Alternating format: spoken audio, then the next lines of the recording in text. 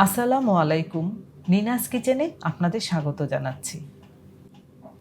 আমাদের দেশ ঋতু বৈচিত্র্যের দেশ। এদেশের ঋতু একেক সময় একেক রূপে দেখা দেয়। বছর ঘুরে আবার চলে এলো বৈশাখ মাস। গ্রীষ্ম ঋতু নিয়ে আসে বাংলা ক্যালেন্ডারের প্রথম মাস। বৈশাখ মাস মানে আমের সময়। কাঁচা আম আসতে শুরু করেছে বাজারে। আর যাদের নিজস্ব গাছ আছে তাদের গাছে ঝুলছে আম। এখন আমরা ব্যস্ত হয়ে পড়ব কী ধরনের আচার দেওয়া হবে আম দিয়ে। তবে এখন যে আমগুলো পাওয়া যাচ্ছে সে ধরনের আচার দেওয়া হবে। আজ আমি আপনাদের জন্য কাঁচা আমের যে চাটনি তৈরি করে দেখাবো তা হবে খুব সহজ, রোদে দেওয়ার ঝামেলা নেই, খেতে হবে খুব সুস্বাদু। আমি এই চাটনি জারে ভরে রেখে দেওয়ার সুযোগ পাইনি, তার আগেই শেষ হয়ে গিয়েছে। শুধু আপনাদের জন্য কিছু ছবি তোলার সুযোগ পেয়েছি। কাঁচা আমের চাটনি তৈরির জন্য নিয়েছি ৩টি আম। আমগুলো আগে ধুয়ে পানিতে ভিজিয়ে রেখেছি। আমগুলো খোসা ছাড়িয়ে টুকরো করে রেখে দিচ্ছি। এর মধ্যে চাটনির মশলা ভেজে নিচ্ছি। ৬টি শুকনা মরিচ দিলাম। একটি তেজপাতা দেব, তেজপাতাটি কয়েক টুকরো করে দিচ্ছি। মরিচ তেজপাতা একটু ভেজে নিচ্ছি।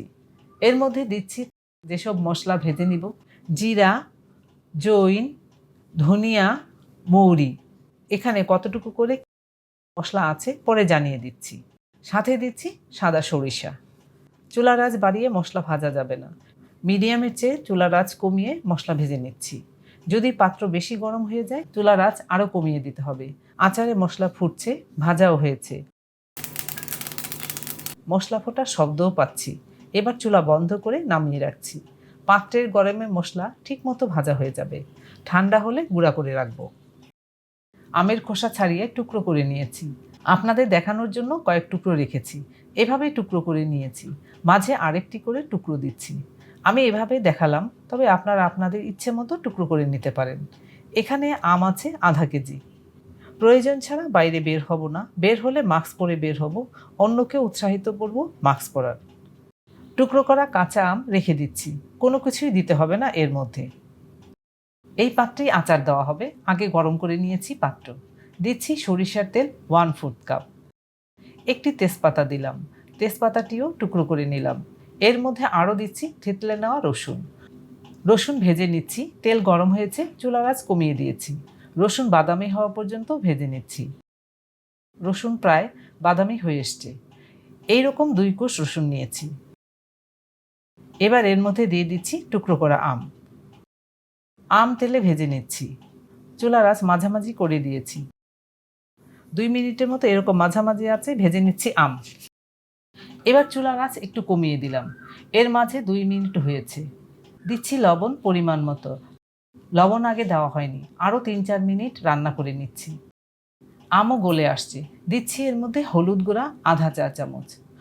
চুলার আঁচ একই রকম আছে।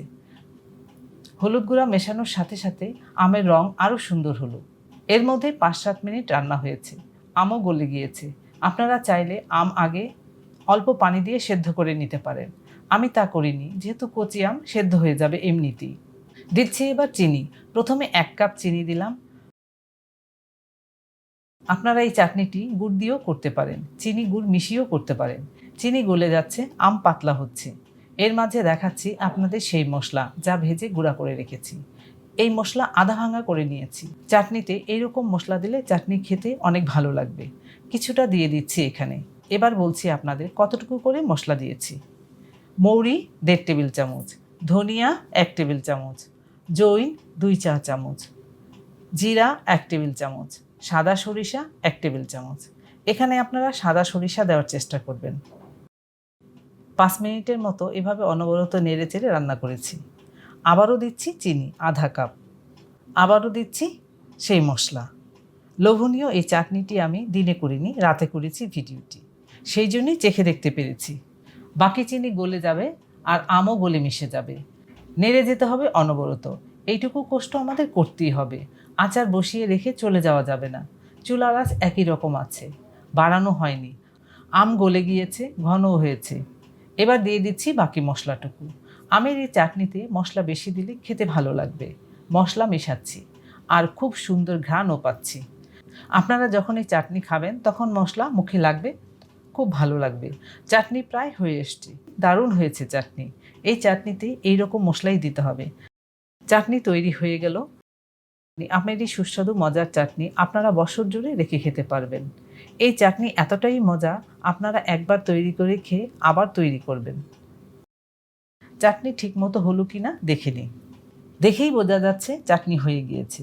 আমি আর কিছু বলছি না, আপনারা তৈরি করে খেয়ে আমাকে জানাবেন কেমন হয়েছে আমের এই টেস্টি চাটনি। ধন্যবাদ সবাইকে আমার ভিডিওটি দেখার জন্য। আপনারা ভালো থাকবেন সবাই।